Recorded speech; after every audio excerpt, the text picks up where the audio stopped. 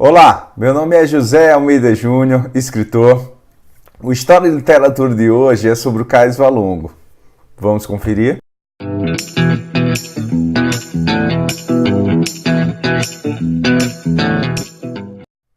O Rio de Janeiro foi a cidade que mais recebeu escravizados nas Américas entre 1779 e 1831.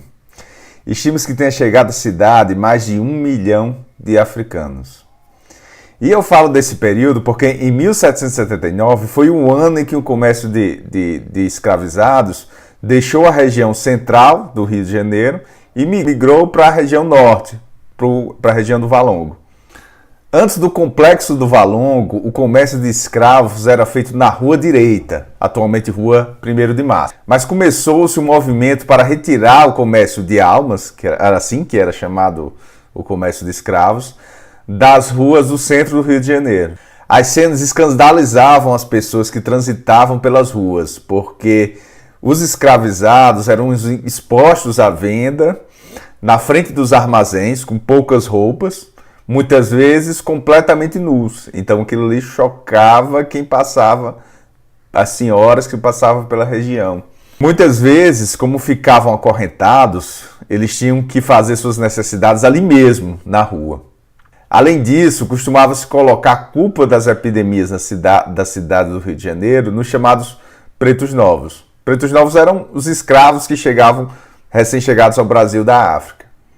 Para esconder esse instituto odioso da escravidão, o então vice-rei, o Marquês do Lavradio, determinou a proibição do comércio de escravos na parte central da cidade do Rio de Janeiro. E obrigou que todos os pretos novos desembarcassem no litoral norte da cidade, numa região chamada de Valongo. A demanda por escravos no país era grande.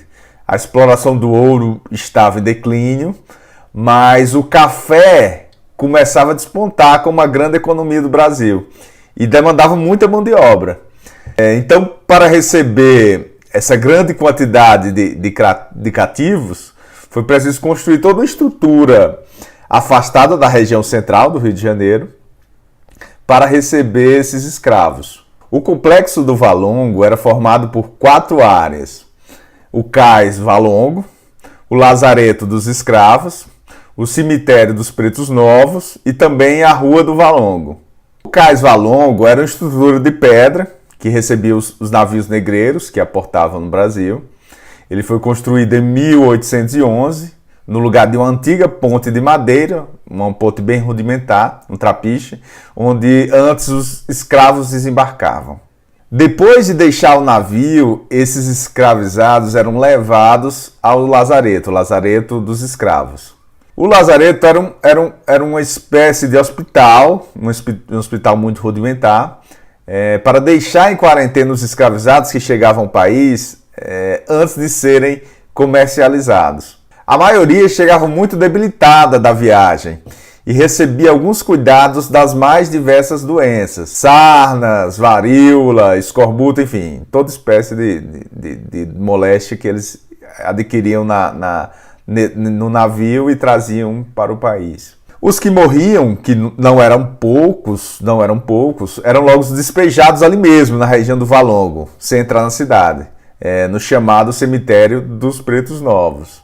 Os que deixavam a quarentena do Lazareto e não morriam, obviamente, eram levados para os armazéns na Rua do Valongo. Lá, os escravos eram banhados, muitas vezes tinham a pele coberta com óleo e graxa para cobrir algum problema de pele, enfim, para ter uma melhor apresentação para os compradores que chegavam a esses armazéns. Os escravizados eram tratados como se fosse uma mercadoria mesmo, em exposição. O Cais do Valongo entrou em declínio em 1831 com a Lei Feijó, que proibiu o tráfico internacional de escravos. Mas a Lei Feijó foi uma lei para inglês ver, porque os escravos continuavam vindo da África, mas de maneira velada, de maneira clandestina. Os navios negreiros desembarcavam não mais no Cais do Valongo, mas nas praias mais distantes da região central e longe de qualquer controle do Império. Como passou a receber um volume muito pequeno de escravizados, apenas do tráfico interno entre as províncias, né? Muitos vinham do Salvador, do Recife, para a capital, o Rio de Janeiro. O cais do Valongo acabou sendo aos poucos desativado. O cais funcionou no total pelo período de 20 anos, entre 1811 a 1831, e desembarcou mais de 500 mil de escravizados. Há relatos muito chocantes, impactantes de estrangeiros. Um abade francês, por exemplo, relatou um caso de uma criança que não chegou lá do Valongo e não conseguiu comer, não se alimentava, ele passava o dia chorando, porque depois foram descobrir que ela tinha medo, ela chorava de medo, porque ela achava que os brancos estavam engordando a criança para comê-la depois. Vejam como era a situação de degradação da condição humana. Os escravizados eram tratados como animais. Eles separavam mães de filhos, companheiros, ficavam sujeitos a todo tipo de exame na hora da venda, castigos corporais dos compradores e dos vendedores. Enfim, a região inteira do Valongo foi um grande crime contra a humanidade. Depois de desativado, o cais Valongo entrou em esquecimento até que em 1843 foi feita uma nova obra por cima da anterior, por cima do cais Valongo.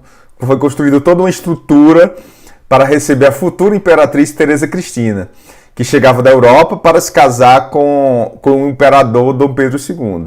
O local foi rebatizado de Cais da Imperatriz. A Rua do Valongo também foi revitalizada, foram retirados muitos dos armazéns negreiros da região e também teve seu nome trocado para Rua da Imperatriz.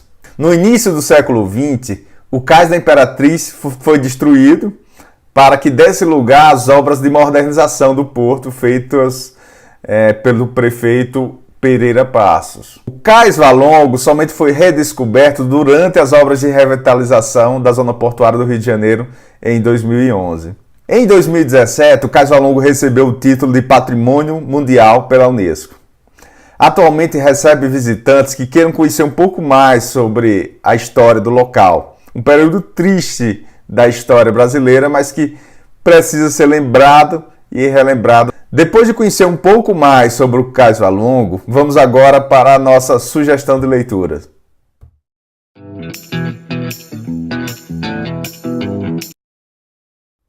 Para conhecer um pouco mais sobre o Cais Valongo, eu sugiro a leitura do trabalho de pós-doutoramento na UFRJ do pesquisador Carlos Eugênio Líbano Soares. Eu vou disponibilizar aqui na descrição do vídeo o link desse texto que está disponível na internet. No livro Diário da Escravidão e Liberdade, organizado por Lilia Schwartz, da Companhia das Letras, também tem um texto muito bom sobre o Cais Valongo. Mas como o objetivo da série História e Literatura é compreender a história através da literatura, a sugestão de leitura de hoje é O Crime do Cais Valongo. A autora Eliana Alves Cruz, editora Malê. É um romance policial, e como um bom romance policial, começa com um corpo encontrado, em circunstâncias misteriosas, com uma faca cravada na barriga e duas partes do corpo decepadas. A vítima era um comerciante de escravos da região do Valongo, que tinha vários inimigos, chamado Bernardo. Quem narra as primeiras linhas do romance é um sujeito chamado Nuno. Ele é uma pessoa letrada que devia dinheiro a esse comerciante do Valongo, o Bernardo. Nuno tinha levado uma surra uns dias antes pelo não pagamento, tinha levado uma surra de Bernardo. E ele era o principal beneficiário do crime, porque ele ia deixar de pagar aquela soma ao comerciante, né? Então, ele era um dos principais suspeitos.